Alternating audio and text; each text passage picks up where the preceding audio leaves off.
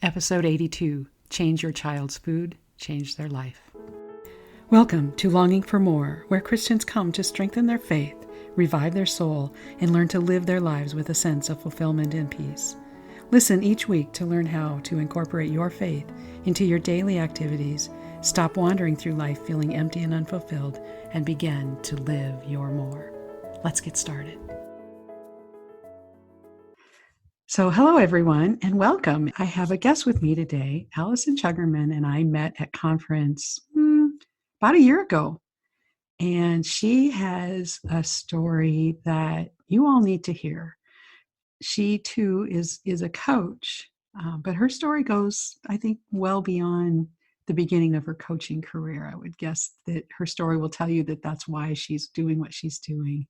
And it's one of those that really touched me, and I think it will you as well. So I want you to introduce yourself, Alyson, and tell us a little bit about yourself. Welcome. So glad you're here. Thank you so much. I'm so excited to be here too, and it's a pleasure to see your smiling face again today. It's been a long time. So I will begin by just sharing a little bit about myself and tell you that I am what's called an integrative nutrition coach. I have a private practice called Attain True Health. Because I believe everyone is capable of attaining true and optimal health in their lives. And I specialize in gut health and cleansing and detoxification. But it wasn't always like that. And there's a long journey. And I think the short story that I'd like to share today is a little bit about actually how I got to this job and what I'm doing now. So I have two daughters. They are now 26 and 29.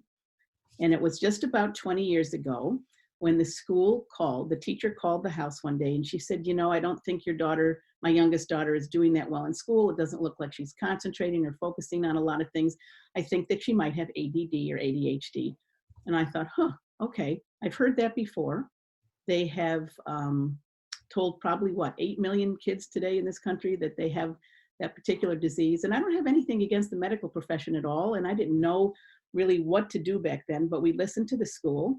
My husband and I actually took my daughter to a pediatric neurologist, and he put her on Dexedrine, which was a form of Ritalin. And I remember going to the pharmacy and having to sign for it because it was a narcotic. And I thought, wow, I'm not sure I want to be doing this. So we did, though, because we didn't know what else to do, and took her home and gave it to her for a couple weeks and realized, she just, as a 6-year-old, wasn't really feeling what was happening in her body. She was up, she was down, she wasn't eating very well, she wasn't sleeping at night because she was still kind of keyed up when we put her to bed. So I wasn't sure the dosage was right, and I wasn't sure it was working properly. So about 3 weeks into this, we took her back to the pediatric neurologist, and I said, can we kind of take a look at the dosage and see what's happening, because I'm not sure it's working. And when I said to him, she isn't really eating, he said, we'll put her on an appetite increaser. And I thought, And then I said, she's not really sleeping either. He said, we'll put her on a sleeping pill. And then when I said, well, she's up and down and she's on this kind of emotional roller coaster. And he says, well, we'll just put her on Prozac as well. And then I remember thinking to myself, 4 medications for a 6-year-old is what this doctor's recommending. And my husband at that time looked at me and he kind of just stood up. And I said, what are you doing? He says, I don't think this is the right course of action. And he says, we're leaving. And so I said, okay. And the 3 of us, we took my daughter's hand and the 3 of us walked out. And then I thought, oh my goodness, now what do I do? And I actually grew up sitting on a stool in my mom's Italian kitchen watching her cook.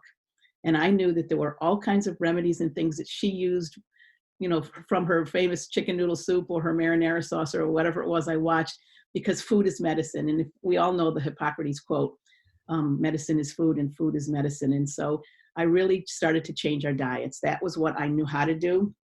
And so we took out preservatives and additives and dyes and refined sugar, and we started reevaluating everything that we were eating. I will admit, almost 20 years ago, I probably had some Hawaiian punch in the house or fruit roll-ups. But we started to just look at everything we were doing, bought a little bit more organic, but I started cooking a lot more. And within 1 month, the school called again and said, oh my God, your daughter's doing amazing. What medication is she on? And I said, she's on food. And the teacher said, what? I said, seriously, she's just on real food. And so I got, like anything else, all the other mothers in the school started asking me questions, and I started to look at how I could support people, got involved, of course, in the PTA and the Board of Ed, and then I ended up going back to school and getting a degree in integrative nutrition and becoming a health coach. And I worked all the time with moms because the kids aren't the ones buying the food or cooking the dinners. And so it's evolved as the moms have grown with their children. Our lives have changed. Women, we go over a lot of different emotions and a lot of different seasons and stages in our life. And so it's nice to be able to now still work with moms whose kids are grown, but we're really starting to take time for ourselves now too. So that's how I got where I am today. Yeah. Yeah. And that's such I think it's an important story to hear, because whether our children have ADD or ADHD or nothing, it's to me, the fact that you could change her behavior so much by changing her diet. Absolutely. Yeah. Think of all of the mothers who are pulling their hair out because their children are, misbehaving or whatever. And you just wonder if it has something to do with what they're eating. Yeah. I'm also not a big believer in the fact that when some moms say, my kid only eats chicken nuggets and macaroni and cheese. And I think it's what we expose our kids to, because I remember introducing Indian food or Thai food or, to my kids and trying to experiment with them. And we had something called a courtesy taste in my house, which means, I cooked this. You could at least give me the courtesy of trying it. If you don't like it, you don't have to eat it, but at least taste it. I And love that. We're yeah, going to try that. We're incorporating that into my grandson's diet. exactly. Just a courtesy taste, please. Because the thing is that if you never tried an M&M, you'd never know you liked it. That was Oh, the deal. So yeah. I love that too. So, and it is interesting. Some of my older grandkids, I remember when the 8-year-old was very small. I remember his mom just bragging about how he would eat anything. He was the one that would eat vegetables. It didn't matter what she put in front of him. He didn't question it. He just ate it.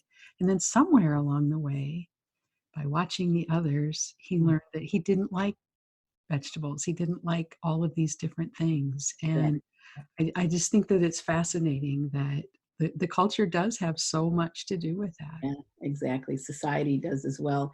But there's also so many sensitivities and allergies today that there wasn't before.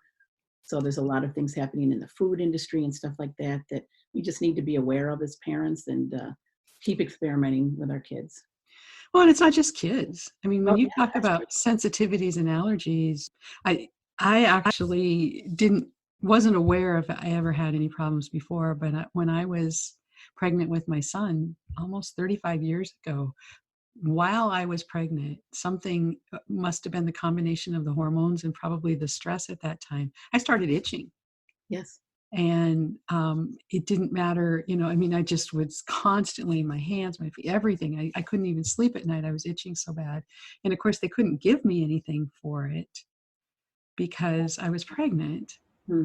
But when you were telling your story about the drugs, I saw the parallel in my world, because it was many years later, somewhere along the way, I had gone to an allergist and he had given me a pill to help me with the itching. They didn't try to figure out what was causing it. Oh, heavens no. Heavens no, back then. Well, no, and that's not true. He did do. I think he did some allergy tests with the blood work and all of Right, that, right. Yeah. but it didn't really make a difference. And I really didn't want to do the shots. So he Yeah. gave me these pills. But anyway, I remember standing at the pharmacist after having been on these little pills that worked really well. And I was filling the prescription one day and I just said, so, what are the long-term effects if I stay on this? And the pharmacist looked at me like, well, what do you mean long-term? And I said, like forever. And he gave me a look like, lady, you don't even want to think about that. And I Wow.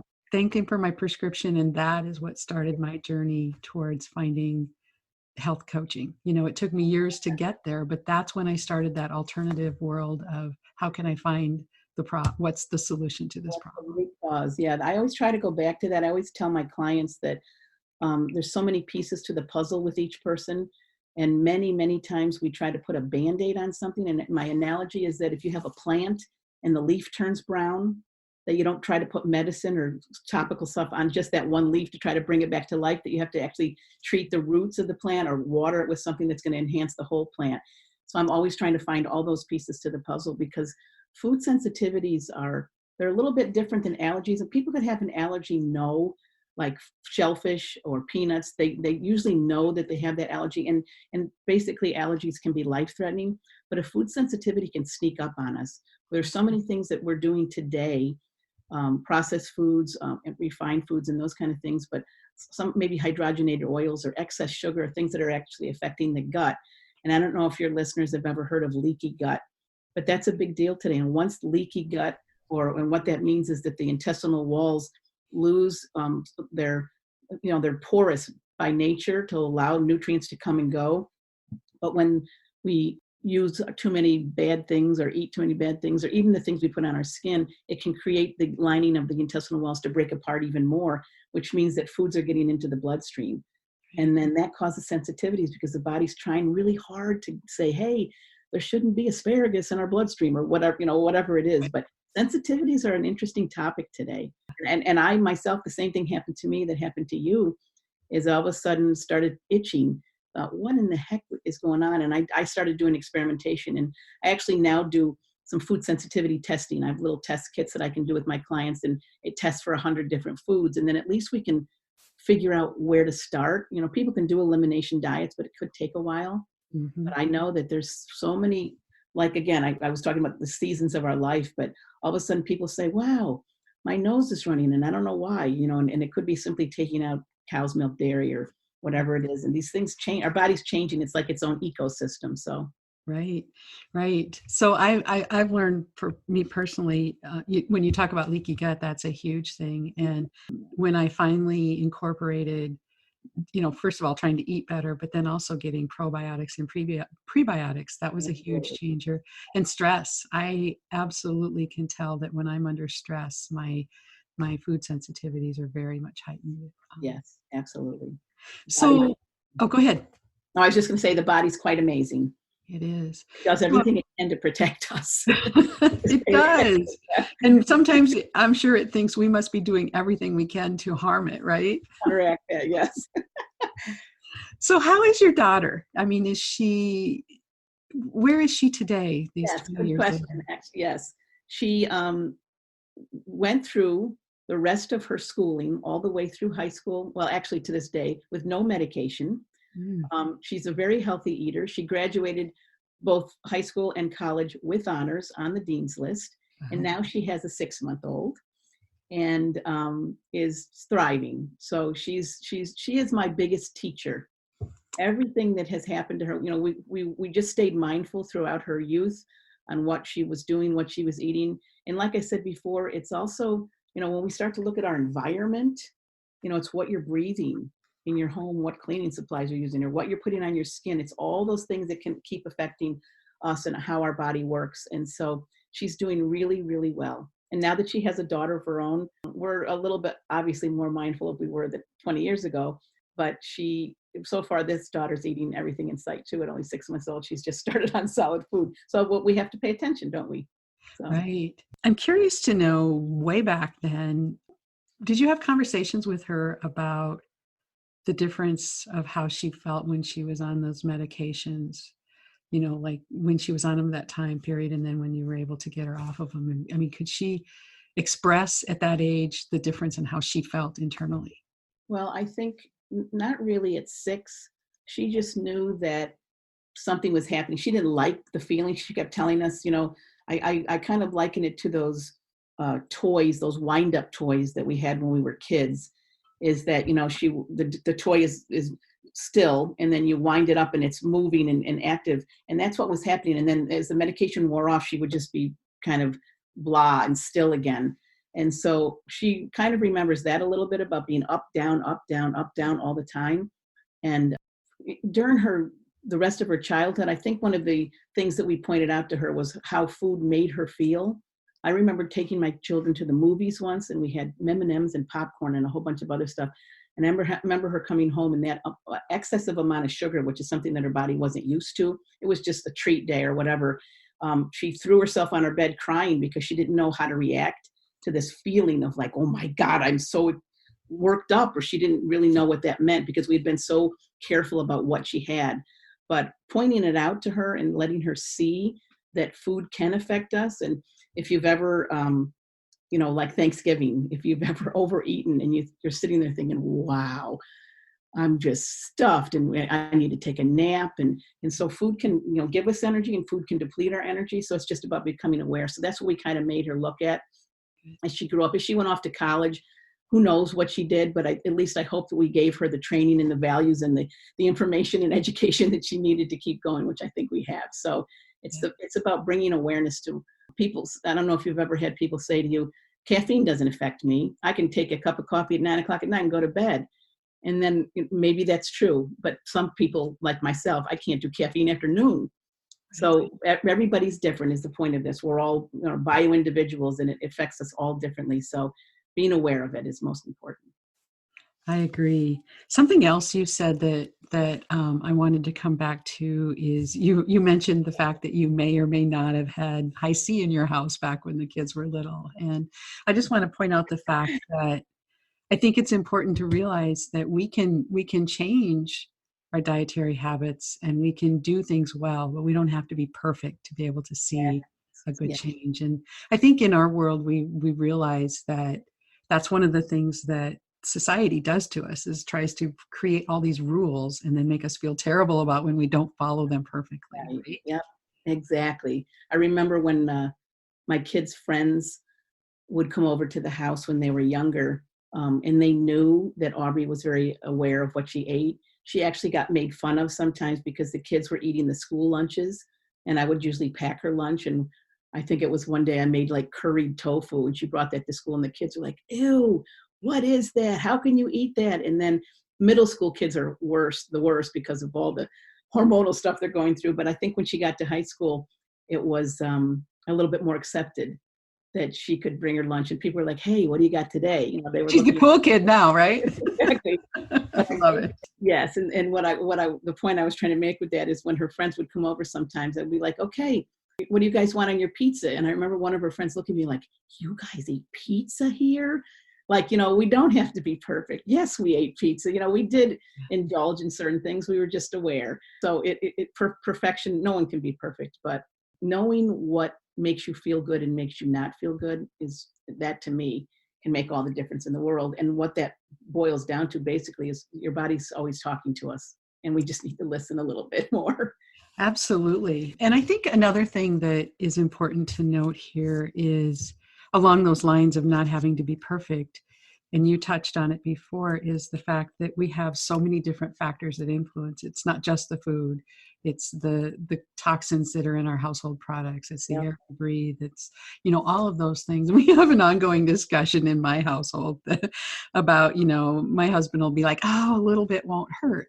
But my point back to him always is, yeah, but a little bit of this and a little bit of this and a little bit of this finally adds up to a lot of little bits. And our bodies just can't handle all of that. And so being aware of how it all adds up and the impact of that is so huge, right? Absolutely. Absolutely. I have another funny story about a friend of mine who had a young family, had a dog and some kids, and she used to take the kids outside and play and not bring the dog out at the same time because the kids were little. And the dog would stand at the sliding glass door and lick the glass. And one day they came in the house and the dog was like keeled over on the floor.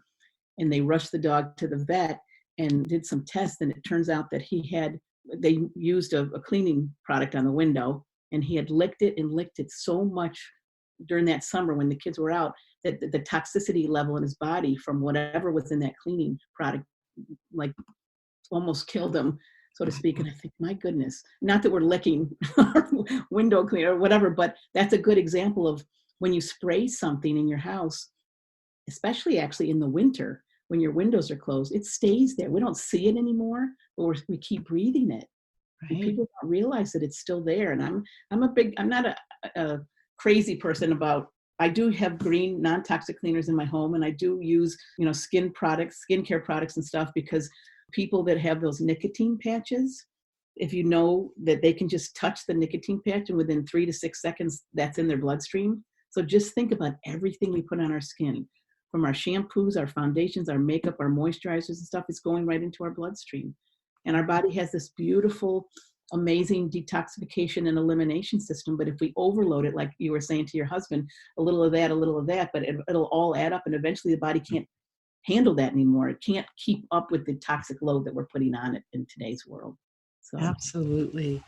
So what I'd like to know is, I mean, one of the questions I always ask is, how did you get to that point in your life when you knew that you were being called to something more? And I mean, I'm assuming that it relates to the story that we've already heard, but it may not. But has there been a time when you just were like, it's time. I need to make a change. I know that I don't know if you use the terminology or not, but to me, it's, God is saying, I created you for more than this. Let's go do yeah. this. Do you have a time in your life where you felt that Well, pull? I think that when my daughter was on the medication, and I had to go to the school because she had to take that medication for those couple of weeks she was on it, morning, noon, and night. And when I went into the school to drop off the medication at the nurse's station, there were 60 something kids lined up in line to take their medication at lunchtime. And I thought, wow, what is this world coming to? And so many kids are on so many different medications. And as I mentioned, I got involved in the PTA and the wellness committee at school. And what I think really struck me is that the children are our future. And I want my children and as many other people's children that I can help to be as healthy as possible. And so I think that was the shift in my life is there's got to be more to this. I didn't know. I remember once taking a career test in high school and they told me I should be a teacher. And back then I was like, are you kidding me? Teachers don't make any money. I need to be a businesswoman. And so I went down a different path. I actually was in corporate America for a long time, but there was something that was very important to me. And I think one of my missions in life is to educate others about the importance of the profound impact that just sound nutrition and proper lifestyle choices can have on your overall health. So that's my purpose. It's mainly about education. And so here I am, back to what I thought I didn't want to do, which is teaching people, but it had to start with the children. I mean, I've been all over the world. I love kids, and I went down to the Dominican Republic once to help build a school to give back. I've been to India last year to help. There was young adolescent girls in this youth development society, and we worked on holistic nutrition and did some things over there. But I love to be able to give back in any way I can and to educate others. So I think it did start long ago back then, but it also starts with the children, and they're the future and changing the world through their eyes. I really love that. And one of the things that I really loved about your story was your first step wasn't to quit your job and rush off to be a coach.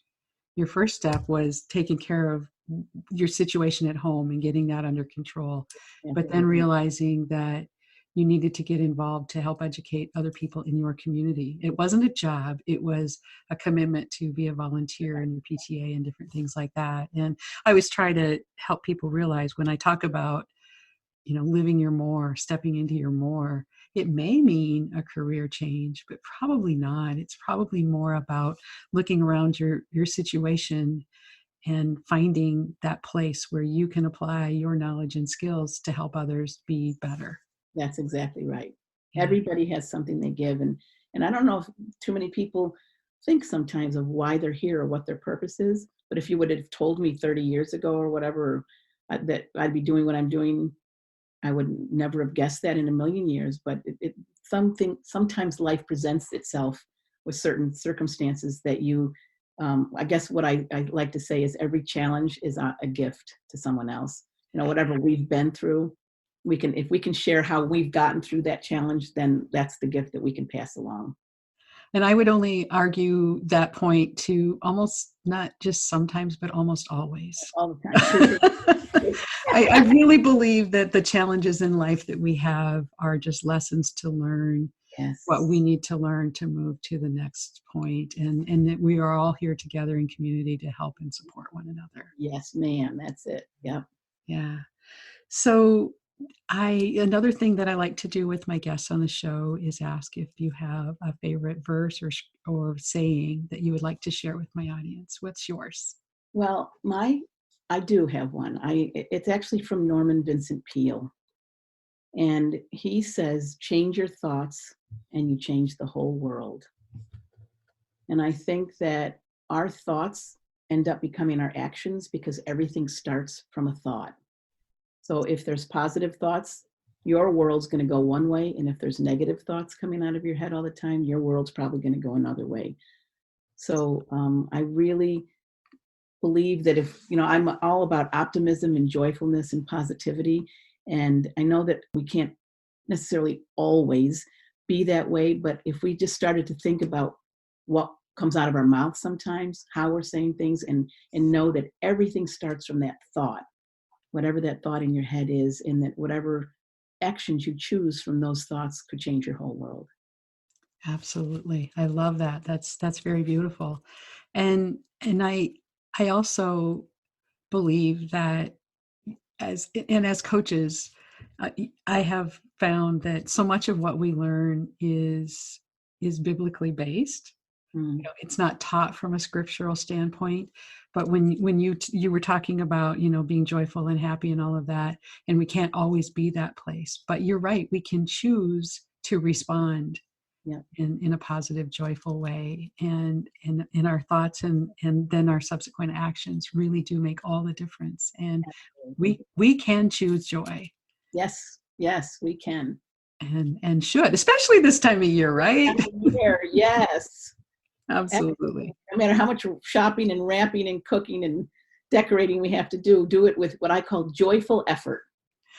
Yeah, absolutely. I love that joyful effort. And I think the other thing is that one of the things that I advocate, and I actually talked about this in my episode, not this one that released today, but last week, is the fact that make choices. If you're doing something that's stressing you out, don't do it. Right, Don't, right. You always have a choice. just because we've always done it doesn't mean we have to keep doing it. If it Exactly. doesn't make you happy and doesn't bring you joy, do something else. Yes, Um, truly. experiences are, I mean, we work so hard to make this quote perfect holiday, Mm, and truly our kids would rather us just sit down and read a book with them than that's have right. a million gifts that they get because we went and worked another job while they're at the daycare. That's right. That's exactly right. Right. So thanks for letting me get that plug in one more time. Right. That's perfect. Anyway, this has been so fun. I love your story. I love your mission in life is right on. And thank you for that. It's so Well, important. thank you for having me here and allowing me to share once again. So if someone wanted to reach out, I assume that you would be open to that. How could they get a hold of you? Well, the name of my website in my company is Attain, Attain, truehealth.com. And my email is the same. If somebody has a specific question, it's just Alyson at Attain True Health, and that's ALYSON, Alyson at attaintruehealth.com. And I will share, I don't know when this is going out, but I want to just touch on something that you said. I'm doing something with anyone that wants to join. It's called From Chaos to Calm. Mm. And it's just 21 days of mindfulness over the next couple of weeks. So it's one of those things where, it's just about, once again, becoming aware and trying to manage our stress during these holidays, because we can't really get rid of stress necessarily, but we can really learn how to take a hold and breathe or meditate or pray or choose to do whatever we choose to do. And so it's funny that sometimes we need that support and accountability. So that's what I'm sharing over the holidays with people, is From Chaos to Calm is the name of it. It's my Facebook group online. But those are the different ways that you can kind of reach out to me if you want. Awesome. And you're already underway. So if somebody were to start late, they could Oh yeah, join in you wherever. can hop in at any time. It's literally called From Chaos to Calm. It's a Facebook group. It's a private group. Just ask to join, and you can hop in at any time and be a part of the sanity that's there. Not the sanity of the holidays. Yeah. So this will actually release a week from today. Okay. So Yeah, Yes, I will. I think that that's lovely, and people will still be looking for a way to find calm in the good. chaos. And I'm All sure, right. and in Perfect. reality, it's something we always need because there's always chaos. I So, know. I know. any last thoughts before we sign off? No, I just wanted to appreciate you for what you're doing and sharing your mission with the world, and to let you know that it's such a gift to be able to have. Obviously, I'm a big believer in education, and it's such a gift to be able to continue for you to continue to educate your listeners. So I just wanted to say how much I appreciate you. Thank you. Thank you very much. It's definitely been a calling on my life, and there have been times when I've been just like, really? Are you sure this is what I'm supposed to be doing? You've never had those thoughts, right? Oh, never. No, no, it is. It is. And sometimes we just shake our head because it's not maybe because it's not moving along fast enough, or but it's just to be here in the present moment and to know that all is well, and it Right. is exactly where we're supposed to be. So I love that. And I also just love the fact that we are all where we're supposed to be. All is well. And whether we realize it or not, we're always influencing the people that are in our lives, yes, whether it's our yeah, children or our coworkers or whatever. And so just as much as we can continue to improve and enhance our life, that just flows out to the people yes. around Be us. the So, example, right? Be the example you want others to be. so thank you for being that Thank you person. so much. It's been a joy. I've loved having this conversation, and I hope that you have a blessed holiday. You too, as well. Thank you very much. Thank you. All right, happy holidays. So there we have it. What a wonderful story of how one young woman's life was completely changed by her parents' choice to give her good, healthy food instead of drugs. So that's one extreme. But when we think about it, why don't we give all of our children those opportunities every day? Why don't we think about the foods, even, when we're in a hurry and it's easier, but that few minutes extra that could really give them a boost for an opportunity for success in life is really worth it, isn't it? But then go a step farther. Why aren't we feeding ourselves better foods so we can make better decisions in our jobs, in our work world? It's really an important thing that we kind of take for granted because there's just so many different choices, and some are easier, some taste better sometimes. Although once you get into the habit of eating good food, I think it's hard to go back. But just some food for thought. I hope you will think about it the next time you reach for that thing that might be laden with preservatives and food colorings and all of the additives that I really think have a huge impact on our world overall. So thanks for stopping by today. It means so much to me that you are here. If you know someone who could benefit from this episode, please share it with them. We really could change the world by just changing what we eat. So please share it with them. Go on to iTunes and leave a comment if you would be willing to do that. I am just so blessed that you are here, and I hope that you too will go be blessed and live your more.